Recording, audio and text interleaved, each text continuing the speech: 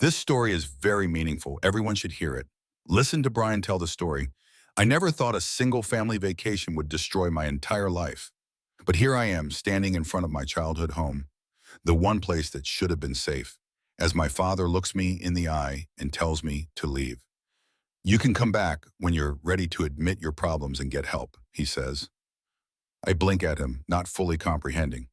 What problems? I ask, my voice barely above a whisper. He crosses his arms, his expression a mask of disappointment. My stepmother stands beside him, lips pressed together in a tight line. And just behind them, my stepsister Lisa stands in the doorway, arms folded, her eyes gleaming with something that looks a lot like satisfaction. Lisa told us everything, my father continues, shaking his head. The drugs, the prostitution, the lies. My stomach twists violently. I feel like I might throw up. What? The word barely makes it past my lips. Don't bother denying it, my stepmother cuts in, her voice sharp. We've already seen enough. Your bank statements, your schedule, your sneaking around. I stare at them, unable to process what's happening. This has to be a nightmare. Any second now, I'll wake up. Are you kidding me? I finally managed to say, my voice rising. You really believe I'm some drug-addicted prostitute? Watch your tone, my father warns, his face darkening. I laugh. I actually laugh. Because what else can I do? The absurdity of it all is too much.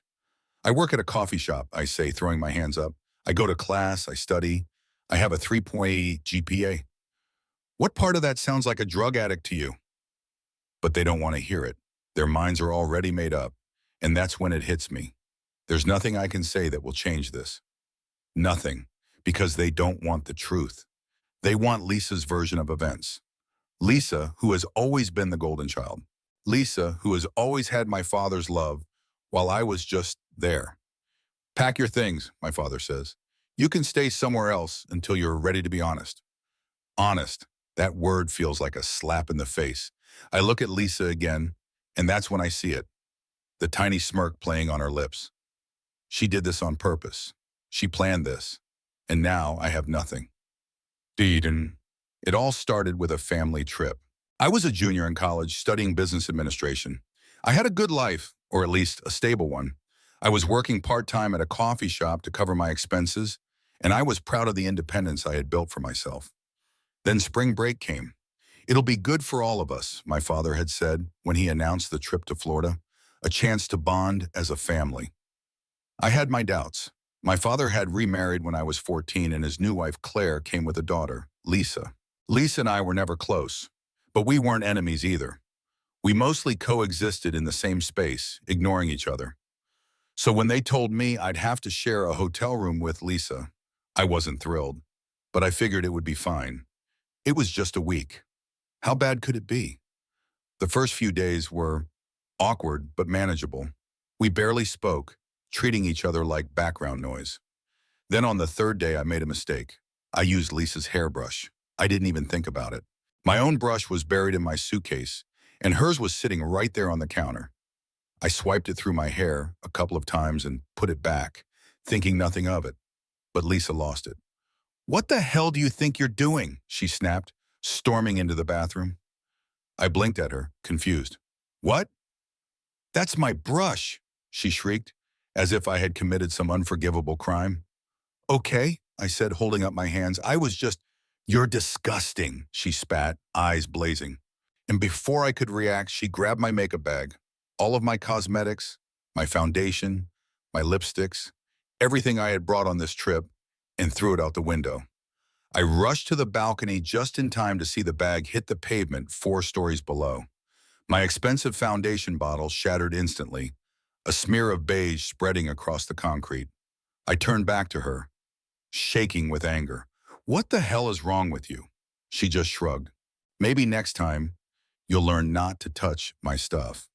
For the rest of the trip, she acted like I didn't exist. But I should have known. That was only the beginning. Things got weird when we got home. My stepmother started watching me more closely, asking me where I was going, who I was with, how I was spending my money. At first, I thought she was just being nosy. Then my father started acting off. He would look at me like he was disappointed, like he expected something bad from me. I caught Lisa and Claire whispering more than once, their conversation stopping the second I walked into the room. But the worst part was the surveillance. One night I was out with friends when my phone buzzed with a text from my stepmother. "Why did you leave class early today?" I stared at the screen. How did she know? When I got home, I checked my phone settings and found it. An app running in the background, tracking my location. They were spying on me, but I didn't understand why. Not yet. Then my father confronted me. "We need to talk about what you've been doing," said, standing in my doorway like a judge about to hand down a sentence. And that was when my world fell apart. 2 years. After they threw me out, I had nowhere to go. I crashed on my best friend Sarah's couch, but her apartment was tiny. I picked up extra shifts at the coffee shop to afford rent, but it wasn't enough. And then the rumors started. Somehow Lisa had spread the story to my old roommate from freshman year, and from there it snowballed. Suddenly, people I barely knew were whispering behind my back. My professors looked at me differently. Someone even accused me of stealing from the Business Students Association, which got me kicked out of my position as treasurer. I was losing everything. And then one night, Kyle walked into the coffee shop. He was a regular, tall, dark-haired, with an easy smile. He always ordered the same thing, a large Americano with extra shots. But that night, instead of just taking his coffee and leaving, he hesitated. "You okay?" "Yeah, you okay?" he asked. I don't know why, but I told him the truth. For hours, we sat in the empty cafe as I poured everything out. And when I finally finished, Kyle just nodded. "That's fucked up," he said. "I believe you." The words hit me like a punch to the chest. No one else had believed me. Not my family, not my professors, not my so-called friends. But Kyle did. And that was the moment everything changed. Kyle didn't just listen, he helped. When he found out I was crashing on Sarah's couch, he started looking for places I could afford. I told him my credit was shot after my father cut me off, so he co-signed the lease for a tiny studio apartment. It wasn't much, but it was mine. For the first time in months, I had a space where I could breathe. Our friendship grew from there. Kyle would bring me coffee when I pulled all-nighters for school, help me practice presentations for my business classes, and listen when I vented about everything I had lost. He never asked for proof, never questioned if I was telling the truth. And somewhere along the way, friendship turned into something more. It wasn't planned. One night, we were sitting in my apartment, going over a business ethics case study for one of my classes. We were debating the morality of some corporate scandal when he leaned in mid-sentence and kissed me. Just like that, the world shifted. He tasted like coffee and warmth and safety. And for the first time in what felt like forever, I wasn't thinking about my father, my stepmother, or Lisa. I was just here with him. And he wanted me not as a scapegoat, not as an easy target, just me. 3 months ago, he proposed. We were sitting on the floor of my apartment, eating cheap Chinese takeout, when he pulled out a small, simple ring. "I don't have some big speech," he admitted, "but I know that I love you, and I know that I want to build a life with you." I didn't hesitate. "Yes," I whispered. "Of course, yes. It should have been a perfect moment, but Lisa found out." Damn. Within miles, my phone was blowing up with messages from my father and stepmother. "Family is everything," my father texted. "You can't get married without us there." No apology, no acknowledgement of what they had done, just an expectation that I would forgive them and fall back into place. But the worst part wasn't the messages. It was the fact that, despite everything, I still wanted to believe that maybe, just maybe, my father regretted what he had done. That maybe he loved me enough to finally see the truth. But then he sent another message. "Lisa wants to be there. She's really changed. You should invite her." It all came back to Lisa, her comfort, her feelings. Never mine. I told my father no. His response, "If Lisa isn't invited, I won't be there." I laughed. Actually laughed. He was giving me an ultimatum over the person who had ruined my life. I didn't reply. Instead, I deleted his message, turned off my phone, and went back to planning my wedding. A month later, I got a message from Lisa's ex-boyfriend. "Hey," he wrote, "I know we don't know each other, but I have something you need to see. I almost didn't open it, but curiosity won. What he sent me changed everything. See him. Apparently, Lisa had a meltdown at a party after a fight with her now ex. She got drunk, really drunk, and confessed everything. She had made it all up, every single lie, because she was jealous. Jealous that I got attention from guys at her college. Jealous that I was doing well in school. Jealous that I even existed. She admitted to fabricating the entire story about me being a drug addict and prostitute just because she wanted me gone. He had screenshots, proof, and he was willing to tell my parents if I wanted him to. But for the first time in my life, I realized something important. I didn't care. When I showed Kyle, he just held me as I cried. Not because I was so, but because I was angry. 3 years. 3 years of struggling, of fighting to survive. 3 years of my own family treating me like I was garbage. All because Lisa wanted to be the center of attention. I thought that knowing the truth would bring me closure, that having proof would fix something inside me. But it didn't, because the real betrayal wasn't Lisa's lies. It was the fact that my family believed her. Without hesitation, without question. They threw me away so easily. And even now, knowing the truth, they weren't sorry. They weren't remorseful. They just wanted me to move on. After Slida found out her ex had messaged me, my phone started blowing up again. My stepmother sent a long email about family healing and forgiveness. My father left a voicemail saying Lisa was going through a lot and needed support. Not one of them said, "I'm sorry." Not one of them admitted they had been wrong. And that told me everything I needed to know. Last week, my father called.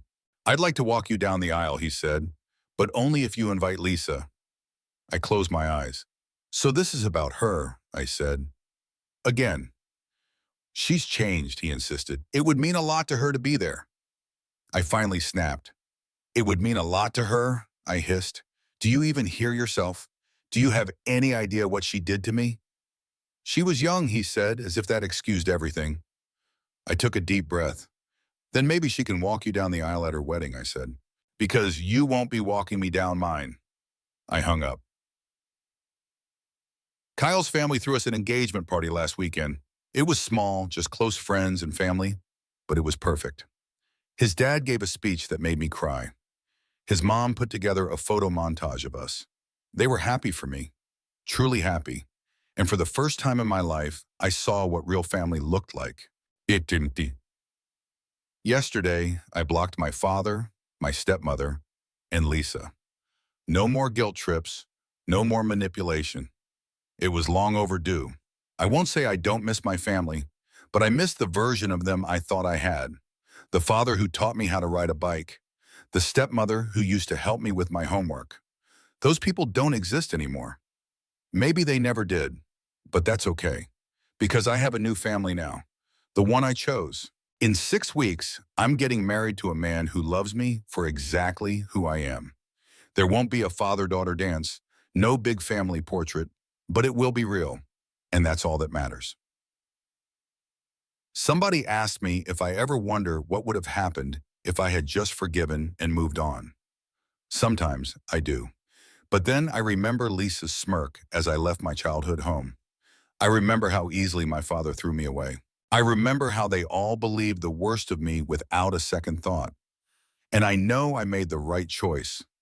Walking away from people who only love you when it's convenient isn't easy. But sometimes it's the bravest thing you can do. The wedding is in 6 weeks. Every morning I wake up next to Kyle in our tiny apartment, and for the first time in years, I feel safe. I feel wanted. We're moving to Seattle after the wedding.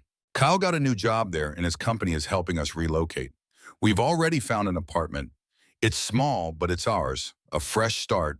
No more looking over my shoulder. No more worrying about running into my father or Lisa at the Just Us. A new city, a new life. It feels like a dream. Sometimes when I lie in bed at night, listening to the steady rhythm of Kyle's breathing, I think about how different my life could have been if I had stayed. If I had begged for their approval just a little longer. If I had let their version of me become my truth. But I didn't. Instead, I walked away. And now I'm here. The wedding is in 2 weeks. The guest list is smaller than I once imagined. But every single person who will be there has loved me at my worst, has stood by me, has chosen me. I have a dress waiting in the closet, lace in soft ivory, something I once thought my stepmother would help me pick out. But I don't miss her. Kyle's mom and his sister Emma helped me find the perfect one. His father will walk me down the aisle, not because he has to, not because he's replacing anyone, but because he wants to, because he sees me, because he loves me the way a parent should. When I send out my final text confirming the details with our guests, I glance at my phone one last time, at the muted numbers of my father and stepmother, and Lisa. For a brief moment, I wonder if they ever look at their phones the way I do, if they ever stare at my name and wonder what could have been. Do they feel the weight of their choices? Or do they still believe I was the one who destroyed this family? Maybe it doesn't matter, because I've learned something over these last few years. Some people will never admit they were wrong. Some people will never say they're sorry, but their silence is an answer. The night before my wedding, I hear that Lisa is struggling. A mutual acquaintance mentions it in passing, something about her losing a job, about her struggling to keep up with school, about her bouncing from relationship to relationship, never quite settling, never quite happy. And for the first time, I feel nothing.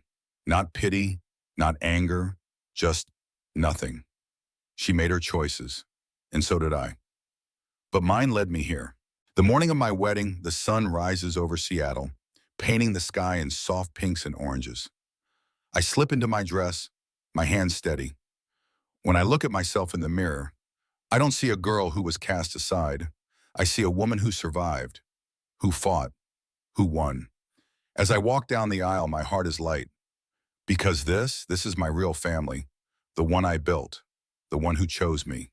And as I stand in front of Kyle, as we exchange vows, as I feel the certainty in every word, I know that I have finally set myself free. For those of you watching, maybe you understand this feeling. Maybe you've had to walk away from people who should have loved you but didn't. Maybe you've been made to feel like the villain in someone else's story. But let me tell you this, choosing yourself isn't selfish, it's survival. And sometimes the family we create is more real, more loving than the one we were born into. So if you're struggling, if you're wondering whether you deserve better, this is your sign. You do. Drop a comment if you've ever had to cut toxic family out of your life. Let's talk about it. Let's remind each other that we're not alone.